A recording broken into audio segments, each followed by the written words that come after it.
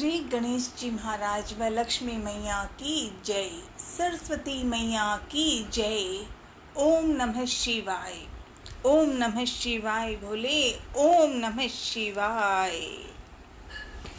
आज सोमवार है, विक्रम संवत 2082 2082, श्रावण मास कृष्ण पक्ष 11। सोमवार के दिन श्रावण माह का उत्सव आनंद। माँ पार्वती व भोलेनाथ की जय। प्रथम ओम नमः शिवाय। अब शिव जी की कहानी, शिव जी की कहानी सोमवार का। शिव जी ने पार्वती माँ से कहा कि मैं दुनिया में जा रहा हूँ, खेल कूद खेल कर देख कर आऊँगा। पार्वती माँ ने कहा, प्रभु मैं भी चलूँगी। भोलेनाथ ने बहुत मना किया कि नहीं, भूख प्यास लगेगी, इतनी दूर जाऊँगा मैं, देर लगेगी। पर पार्वती माँ ने कुछ भी नहीं माना, यही कहा कि मैं भी चलूँगी।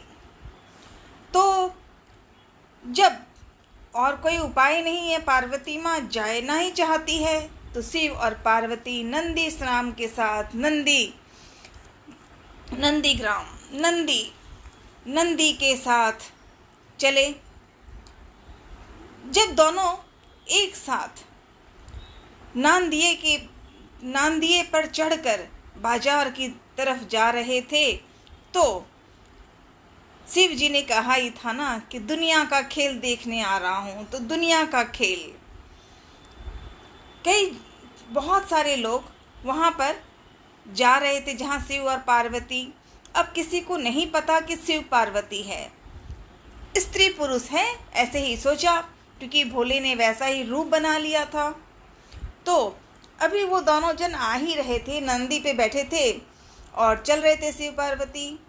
तो वहाँ के कुछ स्त्री पुरुष थे जिन्होंने देखा उनको और देखकर बोला कि देखो देखो, जोगी बना हुआ है। नांदिए के पे दोनों बोझा बनाकर बैठ गए। तो बोलने वाली लुगाई ने तो, जो आदमी थे, स्त्री पुरुष थे, उन्होंने तो ये कह दिया, नांदिए के ऊपर तो बोझ मार दिया है, बैठ गए हैं, मतलब नंदी पे।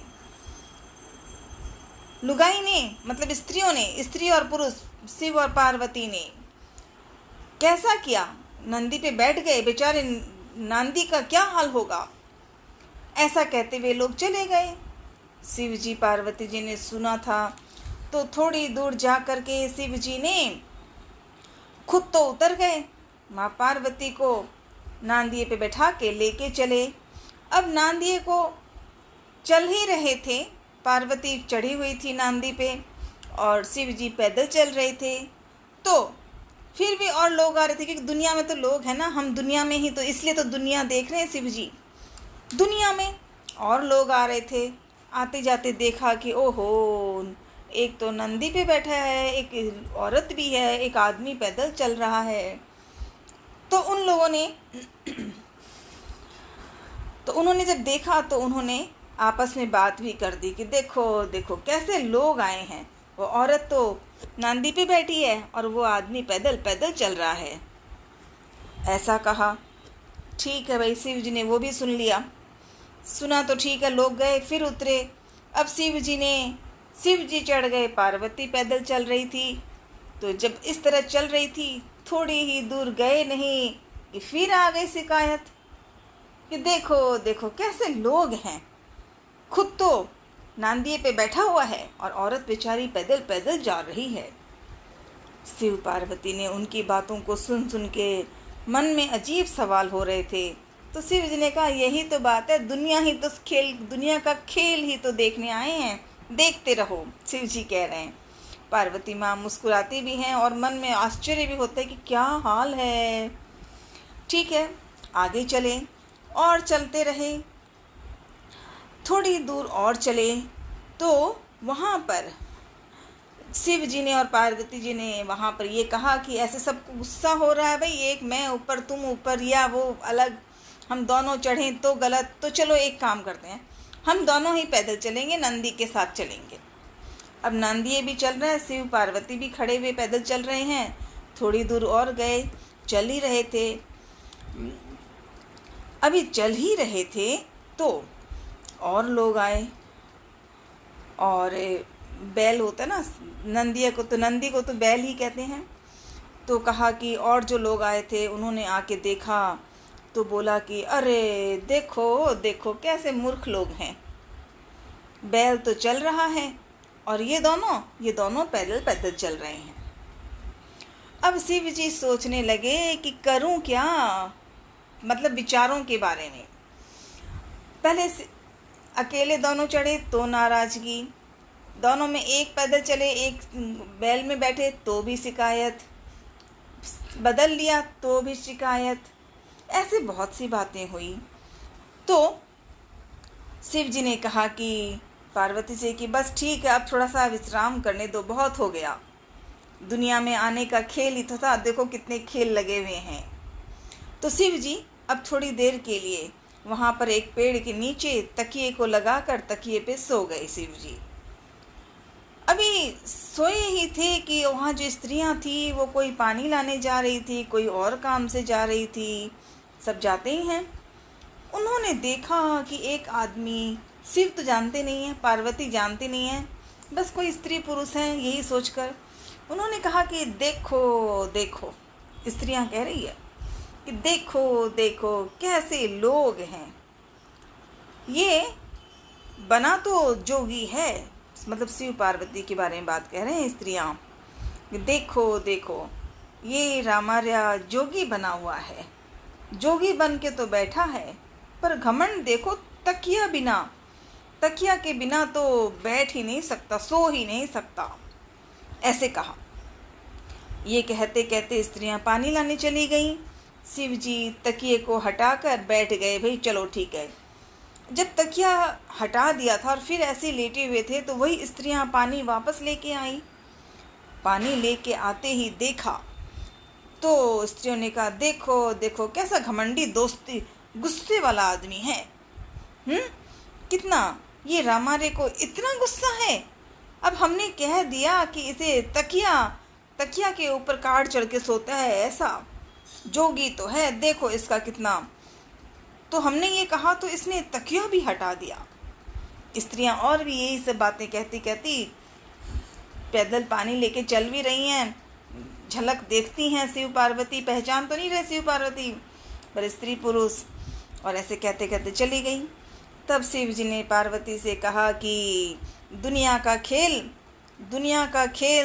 देख लिया ना, बस मैं वही दुनिया का खेल देखने आया था। शिव जी ने कहा मनुष्यों का, इंसानों के लिए कुछ भी कर लो, शिकायतें शिकायतें शिकायतें होती ही रहती हैं।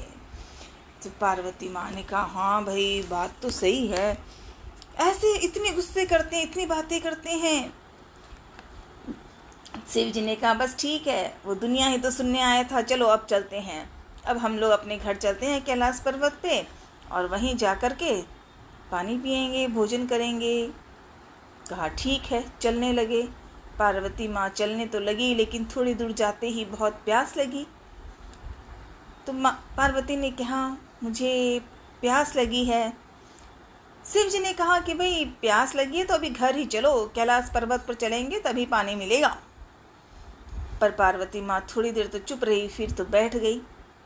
प्यास लग गई, बहुत तेज प्यास लगी। शिव जी ने बहुत कहा लेकिन क्या करे। शिव जी ने कहा मैंने कहा ही था ना कि आप घर पे रहना, मैं आ जाऊंगा। लेकिन शिव पार्वती ने तो शिव जी को ही देख के नमन किया कि मुझे तो प्यास। तो शिव जी ने अपनी जटा से पानी का बहार बहा दिया, एकदम प्यारा प्यारा। और बोली कि माँ पार्वती ने कहा धन्यवाद आपने मुझे पानी दिया, बहुत प्यास लगी थी। तो शिव जी ने जटा खोल कर ही तो गंगा जल पहनाया दिया था, बहा दी थी भोलेनाथ ने। ओम नमः शिवाय, गंगा मैया की जय। शिव जी ने पानी पिलवा दिया भाई। अब दोनों चलने लगे। नंदी ने भी पानी पिया, शिव पार्वती ने भी पानी पी लिया, अब आगे बढ़ने लगे। अब थोड़ी दूर और ही गए थे चलते चलते, तो पार्वती माँ का चलने की स्पीड तो धीरे धीरे कम होने लगी। भोलेनाथ ने बार बार देखा, फिर चला। फिर पार्वती माँ ने कहा, प्रभु नाराज नहीं होइएगा, मुझे बहुत भूख लगी है। भोले ने कहा, भूख लगी है तो घर पे ही रहना था ना, कहा था मैंने मत जाइए मेरे साथ। अब कुछ भी कह रहे हैं भोलेनाथ, शिव जी कुछ भी कह रहे हैं। पार्वती माँ ने थोड़ी देर तो बोलती रही, फिर बैठ गई धम। क्या, मुझे भूख लगी है। तो फिर शिव पार्वती के मन में उपाय नहीं था, भोजन की जरूरत है तो करना पड़ेगा। तो शिव और पार्वती को साथ लेकर हनुमान जी नांदी शिव और पार्वती तीनों चले। चलते चलते एक जगह एक परिवार था, वहाँ एक बुढ़िया माई बैठी हुई थी। बुढ़िया माई को देखते ही भोलेनाथ ने, माँ पार्वती तीनों जन चल रहे थे, तो बुढ़िया माई ने आते हुए देखा तो पूछा, अलख राम के क्या चाहिए, क्या हो रहा है? बुढ़िया माँ ने कहा। तो शिव जी ने कहा कि भाई खीर खांड का भोजन चाहिए, भूख लगी है। तो वो बुढ़िया माई जो थी पहली वाली, एक बुढ़िया माँ, उसने बड़े गुस्से से कहा कि मेरे पास ये सब मैं क्या करूँगी, मेरा अपना भी परिवार है, तुम लोगों को कहाँ से ला के दूँगी। अब शिव पार्वती और नांदी ये सुन के देख रहे हैं खाली, और बुढ़िया माई ने बहुत कुछ कह दिया। शिव जी ने नमन किया और चल दिए आगे, कुछ नहीं बोले। आगे गए, उसी से थोड़ी दूर पे और एक दूसरी बुढ़िया माई भी बैठी हुई थी। बुढ़िया माई को देखते ही शिव जी पार्वती जी वहाँ पहुँचे, तो बोला शिव जी ने, अलख राम अलख राम।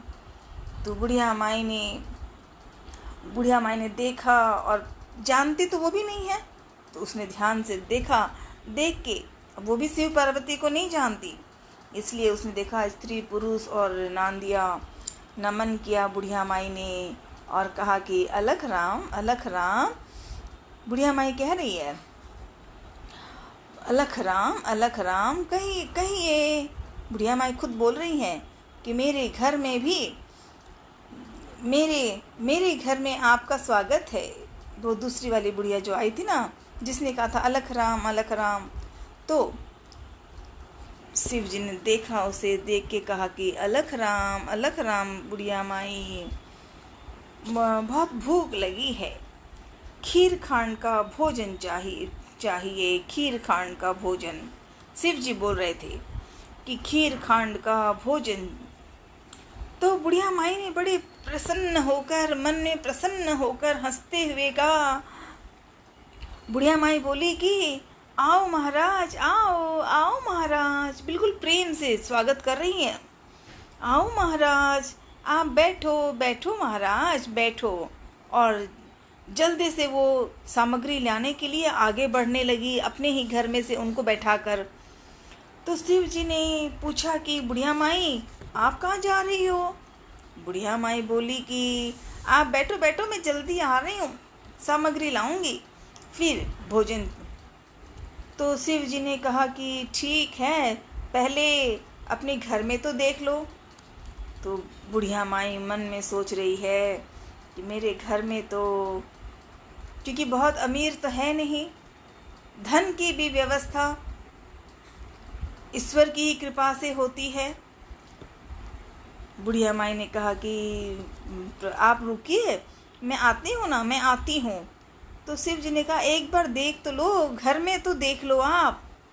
जैसे ही बुढ़िया माई ने अंदर घुस के देखा तो सारी चीज़ों का अंधन का भंडार भरा हुआ था। जब इतना सामान देखा उसने, सामग्री इतनी थी कि बुढ़िया माई थोड़ा मन में तो प्रश्न आया कि इतना धन कहाँ से आया, इतना सामान आसान।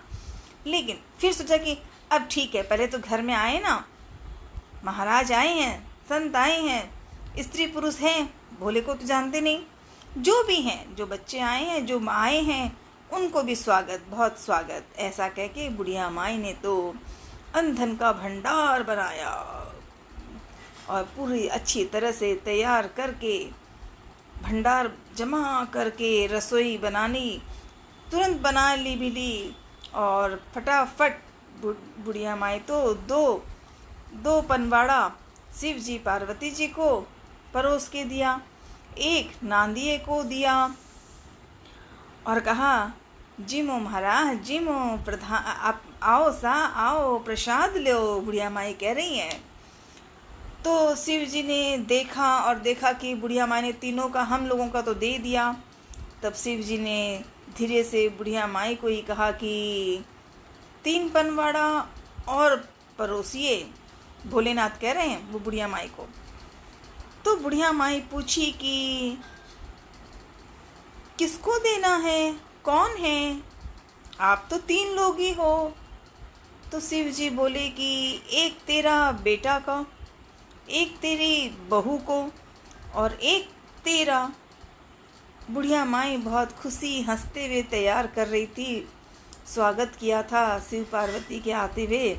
लेकिन जैसे ही कहा कि एक बेटा, एक बहू और एक तेरा, तो उसके मन में बहुत अब दुख हो गया, मन में दुख आ गया। और एक तेरी बहू और एक तेरा बेटा और एक तेरी बहू को ये जब कहा तो बुढ़िया माई के आंखों में आंसू आ गए। बुढ़िया माई बोली कि महाराज मेरा बेटा बहू कोई नहीं है। बुढ़िया माई ने कहा, बोला तो शिव जी ने कहा कि बुढ़िया माई घूम करके तो देखो, घूम के तो देखिए। तो जैसे ही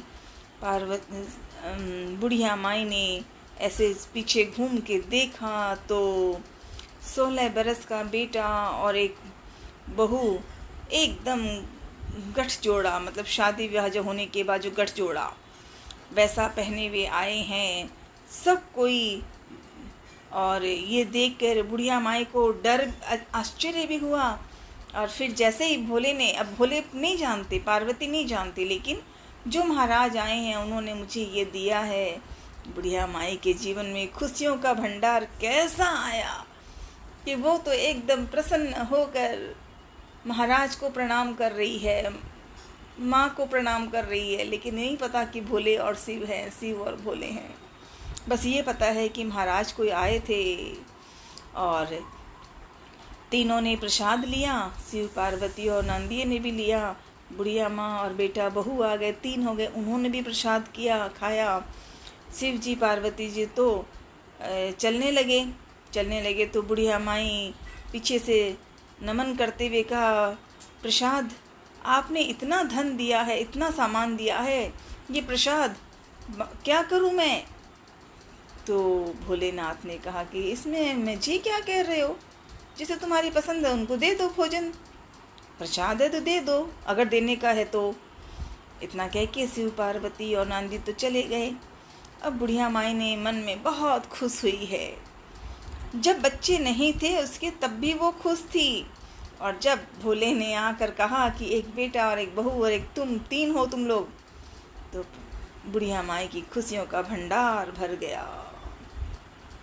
बुढ़िया माई सोची कि पहले पड़ोस में ही तो थी पहली वाली बुढ़िया जिसके पास शिव जी पहले गए थे, तो वह वहाँ गई उस बुढ़िया माई को। जैसे ही बुढ़िया माई ने अपना वो प्रसाद बनाया हुआ अंधन का भंडार वाला उस पहली वाली बुढ़िया माई को देने आई, तो बुढ़िया माई ने देखते ही कहा कि अरे ये क्या है, इतना प्रसाद कहाँ से आया, तुम्हें किसने दिया, क्या?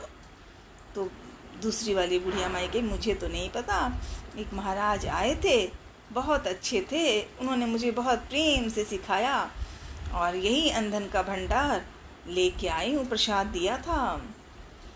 पहली वाली बुढ़िया माई ने कहा कि हाँ वही वाला, उसने मुझे भी बुलाया था, मुझे भी बोला था, उसे तो मुझे गरीब कर दिया और तुम्हें धन बना दिया, अमीर बना दिया। दूसरी वाली बुढ़िया माई ने कहा, मुझे क्या पता, मैं तो महाराज को आते हुए देखा था तो मुझे तो। लेकिन पहली वाली बुढ़िया माँ को तो अब मन में बड़ा गुस्सा भी है, सवाल भी है कि मुझे तो गरीब बना दिया और उसको अमीर बना दिया। लेकिन बुढ़िया माँ तो बेचारी दूसरी वाली बुढ़िया माँ चुप बैठी रही, लेकिन पहली वाली बुढ़िया माँ भागने लगी ढूंढने के लिए कि कहाँ है वो दोनों पति पत्नी जो आए थे नंदी के साथ, ढूंढो, दौड़ रही थी। तो पार्वती माँ ने कहा कि भोलेनाथ को, महाराज देखिए ना, वो एक बुढ़िया माँ आई है जो पहले, जिसके पास हम पहले गए थे, वो भागी भागी आ रही है। शिव जी ने कहा कि हर बात में क्यों कहते हो, क्यों कहते हो? भोलेनाथ बोले कि आप तो रास्ते में भी बहुत हैरान कर रहे हैं। शिव जी ने कहा माँ पार्वती को। तब तक तो बुढ़िया माई आई और बोली कि मेरे से तो आपने मुझे गरीबी बना दी और उस बुढ़िया माँ को अमीर करा दिया। क्यों? मैंने क्या किया, क्या नहीं किया? ऐसे वो कुछ कहने लगी। तो शिव जी ने बड़े शांत और प्रेम से कहा कि मैं तो ना तो मैंने किसी को धन दिया, ना मैंने किसी को गरीब किया। जिसने अच्छा किया उसका धन हुआ, जिसने उल्टा किया वो उसकी मर्जी, मैं क्या करूं? ऐसे कहते हुए जब भोलेनाथ ने उसे 2-4 शब्दों में ही इतनी बात कह दी, तो पहली वाली बुढ़िया माँ को गलती समझ में आ गई कि मैंने गलती की थी। खीर खांड का भोजन की बात हुई थी और मैंने ऐसे अपमान किया था। लेकिन दूसरी वाली बुढ़िया माँ ने तो, वो गरीब भी थी, उसकी संतान भी नहीं, और उसने इतना अच्छा किया। और ये सब बातें पहली वाली बुढ़िया माँ को गलती समझ में आई। तो गलती आते ही बुढ़िया माँ ने और शिव पार्वती जो बने हुए थे साधारण रूप में, उन्होंने जाके माफ़ी मांग ली पहली वाली बुढ़िया माँ ने कि मुझे माफ़ कर दीजिए, मैंने गलती की है, ऐसा नहीं करना था, मुझे माफ़ कर दीजिए। तो शिव जी ने कहा मैं क्या करूं, तुम्हारी मर्जी है। अगर तुम्हें लगता है कि तुम्हारे साथ गरीबी हो गई है तो वो पहले दूसरी वाली बुढ़िया माँ को तुम अपना धन दो, तुम उसको दोगे तो तुम्हारे पास भी आना अच्छा हो जाएगा, मैं क्या करूँगा। शिव जी ऐसे कहा। शिव जी ने ऐसे कहा तो पहली वाली बुढ़िया माँ ने हाथ जोड़ के माफ़ी मांग ली शिव पार्वती को और कहा कि मैं ज़रूर उसकी मदद कर, दूसरी वाली बुढ़िया माँ के साथ में मैं बातें करूँगी, लेके जाऊँगी। और भोलेनाथ और पार्वती की बात सुनकर पहली वाली बुढ़िया माँ ने दूसरी वाली बुढ़िया माँ को अपना अनधन का, उसके जो धन था उसने उस दूसरी वाली बुढ़िया माँ को भी दिया, धन दिया, आनंद दिया, प्रेम से आपस में। और इस प्रेम और भाव के साथ दोनों में जब मित्रता अच्छी लगी तो शिव और पार्वती ने एक मीठी सी मुस्कान दी और कहा कि जीवन का अर्थ यही है कि जैसा भाव हो, जैसा कर्म हो, जैसी शक्ति हो। गरीब बुढ़िया माँ थी दूसरी वाली, लेकिन कितना प्यारी, कैसी सेवा। ये सच्ची सेवा ही सबसे बड़ी धर्म है, वही पूजा है, वही पूजा भोलेनाथ माँ पार्वती के गाथे में, ये बातों में पढ़ने से बस यही समझ में आता है कि जीवन में खुद को खुद सही होना चाहिए, सच्चा होना चाहिए। हे भोलेनाथ माँ पार्वती, आपको कोटि कोटि नमन। हे भगवान,